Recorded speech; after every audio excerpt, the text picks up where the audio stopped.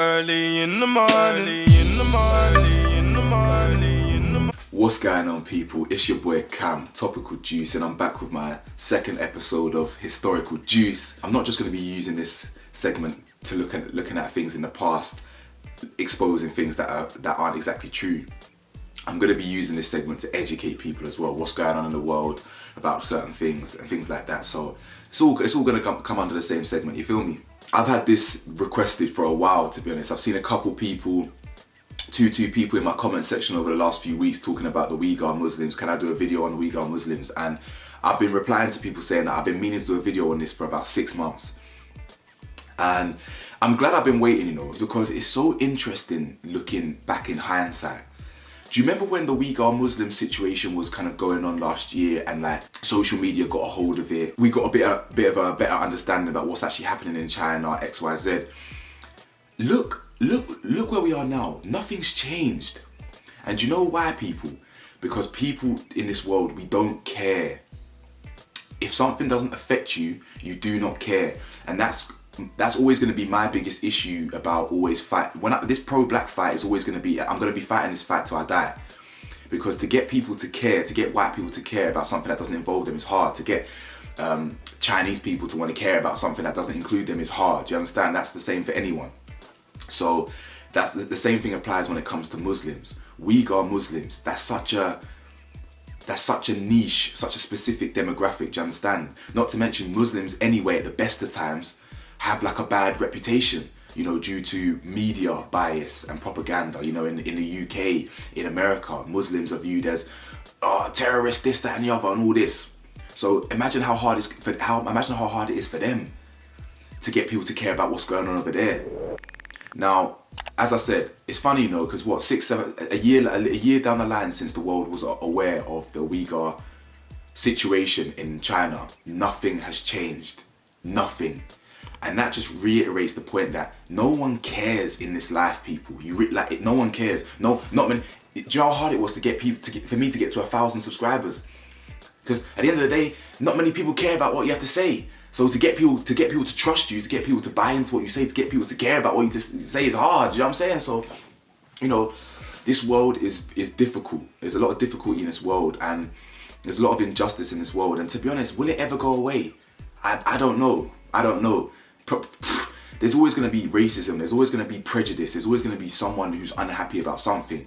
But either way, if you guys are not aware yet, there's a population in Xinjiang in China, which is the home of Uighur Muslims. So Uighur Muslims are basically Turkish Muslims that are residing in China, essentially, and have been since for years now. In fact, actually, Xinjiang historically is important to China because it's rich in natural resources. Anywhere rich in natural resources is always going to be of value to someone. Why do you think China are heavily involved in African nations? Why do you think the West, the UK and America are heavily involved in African nations?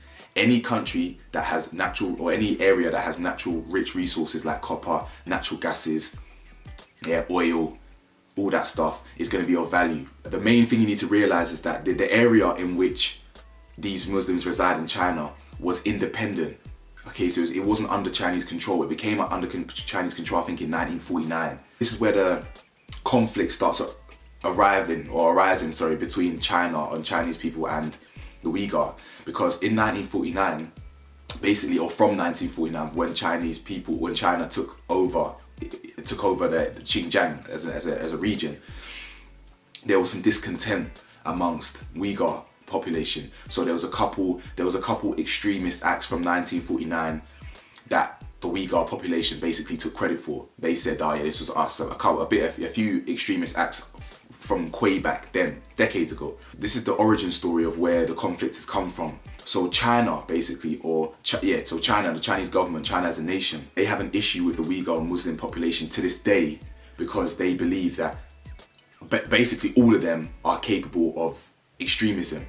They are surveillance. They have got mass surveillance, police presence everywhere. What do you call it? What do you call those police poles? Not police poles. Like what do you call those things where you're driving and there's just like a blockade there and almost like a pole thing, like a thing that shut. My mind's blank. You know what I'm saying? There's police presence everywhere. On one road, thousands of cameras everywhere, mass surveillance. And the reason that is, yeah, is because they claim that the Uighur Muslim population, which is, I think it's about, there was about 11 million of them there. They believe the Uighur Muslim population are separatists, are extremists. This is racism. This is prejudice. This is specific and targeted prosecution from China. It's actually the equivalent of, imagine Lee Rigby. Was the guy Muslim that killed Lee Rigby? I can't remember. I can't actually remember. If he was Muslim, yeah, let's just say, hypothetically speaking, the guy that killed Lee Rigby was Muslim. That's like us, yeah. That one extremist act, that's like us in the UK prosecuting and like gunning down on the whole Muslim population, the whole Muslim presence in the UK, putting them in concentration camps, which I'm about to get into, targeting them, doing mad things to them, like the whole population based on the acts of a few. As time's gone on, they've painted this narrative of Uighur Muslims that they're just extremists and they're difficult to manage. You know, they were using examples like in the build up to the 2008 Beijing Olympics, there was some discontent there, some protests before then. There was some further protests in the 1990s from the same population in the area in Xinjiang. But the population was due to economic grievances. Do you understand? Genuine, it was just almost like the Black Lives Matter protest, just genuine discontent. But now China are now using that as ammo to suggest that these people are just extremists, separatists, they're causing issues, blah, blah, blah, blah, blah. Same way America love to paint peaceful Black Lives Matter protests as terrorists, as criminals, as thugs. Yeah, are we seeing similarities in kind of the way people are persecuted? Just because it's China and it's thousands of miles away over there, yeah, not in the West somewhere, we don't mind cussing them out, but we don't hold America to the same standard because we're a bit more closer to them. No, America are just as bad. We can compare their treatment of all the people that are trapped in ICE. What are they flipping called? All the refugees and that. You know what I'm saying? All the refugees and immigrants all being separated from their families, tortured by Americans in ICE. Yeah, let's just don't forget that. Anyway, what's happening to them out there? If you guys don't know, they are basically, this is modern day genocide. This is what's happening out there. There's a systemic persecution of Muslims in China, and it always has been. It has been for decades, but it's getting worse and worse. Modern China, you have over 1 million Muslims in concentration camps. Look at what the concentration camps are marketed as in China. Are not detainees, but students. Like most boarding school, students here take classes, play sports, and do all kinds of extracurricular activities. As you can see, propaganda, fake narratives, fake news, when the reality is... There are many accounts of people who have had their relatives disappear into the camps, and we don't really know what's happening to them. Can I ask you why people are kneeling, blindfolded and shaven and being led to trains in modern China? Why? What is going on there? I do not know where you get this video. As you can see, they're being kneeled down. Some of them are being handcuffed. They're being forcibly their hair being shaven off, and they're being forcibly put in concentration camps. The guy even said, where did you get this footage from? The population of Uighur Muslims has dropped 84% from 2015 to 2018. 84%. And that is from official government statistics in that area, localized statistics, localized government statistics, real government statistics. Them lot are idiots because they're meant to be lying about how they're treating people. They didn't think about what that suggests. If a population has gone down 84% in 3 years, what does that suggest to you? Now, some of you are probably thinking, well, if this is going on like in the world, why is no one doing anything? Because what did I tell you? First things first, no one cares. This is exactly the same as this has a lot of similarities to Hitler's systemic destruction and annihilation of Jews. Now, if you actually do your research, Hitler wasn't actually always Hitler wasn't even the mastermind behind that. There's some schools of thought that suggest that it was a last-minute decision, so it wasn't always their plan to kill Jewish people. That systemic. And there's certain schools of thought that say that there was an element of planning. I personally believe there wasn't much planning. A lot of Hitler's minions shall we say, they wanted to impress Hitler. And a lot of them came up with more extreme ideas of how to feed into his ego, feed into his prejudice. And eventually they came up with a final solution in which they systemically destroyed millions of Jewish people, 6 million plus. Do you understand? That year, it's been called genocide. We recognize that as genocide. Why is the world not recognizing this as genocide? It's a bit strange, isn't it? People are being mutilated in these camps. Women are being electrocuted, tortured. People are being tortured, separated from their families. IUDs, which is the mutilation of genitals. Do you understand? This is what's happening.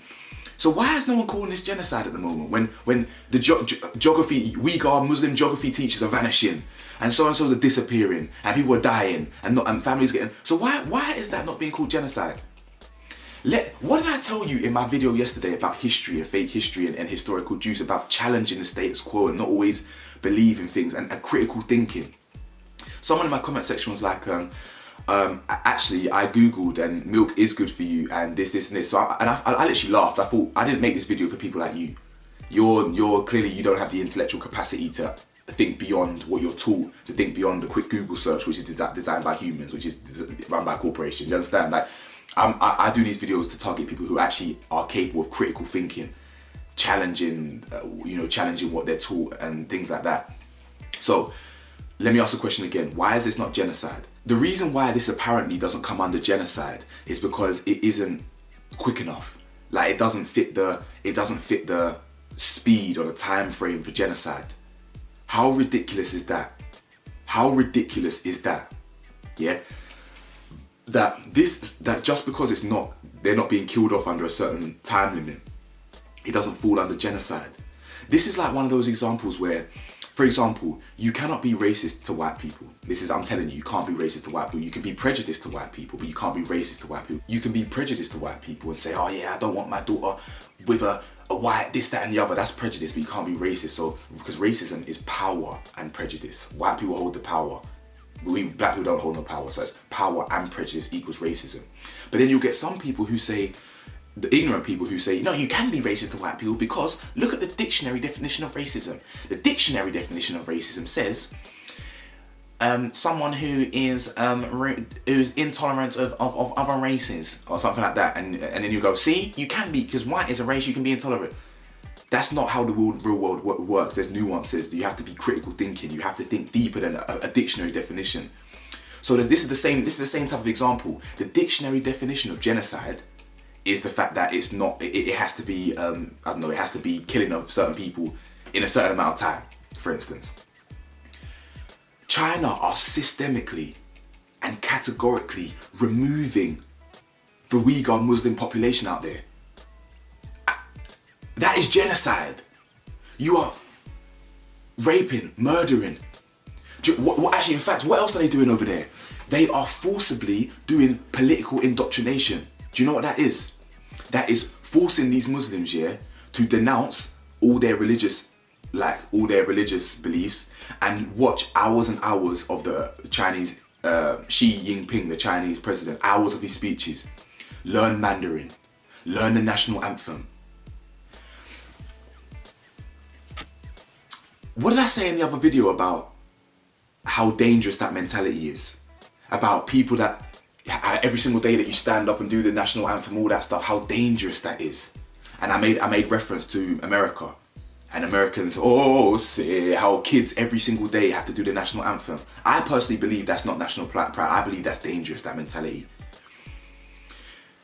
The proof is in the pudding. Forcing people to do the national anthem and be so... That's what China are doing in these concentration camps, in these internment camps, whatever you want to call them. In these camps, they are forcing people to denounce their faith and embrace Chinese culture. Do you see the similarities between America and China? But America's this amazing country and the leader of the free world, but China's the enemy. See, me, I'm a critical thinker. I draw comparisons, and I really do see the world for what it is.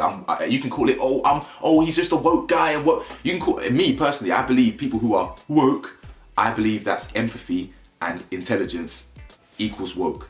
If you have intelligence and empathy and emotional intelligence, you will see the world for really what it is. All the hypocrisies in the world, all the flaws in the world, and nothing makes sense in this world. Do you not see this? Like, for example, the leader of what's the leader called? Sorry, 2 seconds. Khan. The Pakistani leader Khan. Yeah, he has been a advocate for Muslims for most of his career, internally and foreign Muslims. He speaks up about Muslims. He rides for Muslims all the time. Why is he so stone cold silent when it comes to what's happening in China? I'll tell you why. Because they have trade relations with China. As soon as money is involved, as soon as there's trade involved, as soon as there's economic and political negotiations involved, or economic negotiations involved, the politics side, motherfuckers are silent. And that's the difference between people who are real and who keep it trilly, and people who ain't. I will be doing videos like this, and I'll be doing videos that don't get monetized even when I'm 2 million subscribers strong, because I am real. But you've got the president of Pakistan, or whatever he is, prime minister, named Khan, who is literally like he rides for Muslims. He's a rider. So why is he silent now? Because he deals with China. He has business with China. So when you do business with people, that is the hypocrisy. That is being woke. Seeing the hypocrisy and the fakeness of the world for what it is. But then you get narratives like American dumbasses in politics, and Trump supporters and all these racists in the UK, like, oh yeah, look at all these woke people, yeah, all this woke, this trying to denounce being woke. Being woke is literally just being clever, in my opinion, and seeing the world for what it actually is, and not buying into this really stupid right-wing conservative propaganda, Trump propaganda, Katie Hopkins propaganda. Anyone that supports people like that are fucking stupid. I don't care if you lot subscribe to me. Unsubscribe. Anyway, I hope you enjoyed another episode of Historical Juice, where we're actually educating you on what's actually happening in the real world out here. That's all I've got to say on this one. Please get your boy to 20,000 subscribers. I really hope to get on 20,000 by the end of today, but I don't think I will. So hopefully, yeah, next few days. And yeah, man, road to 25. Peace, love, stay safe, spread love and positivity, and stay woke, man. Stay woke.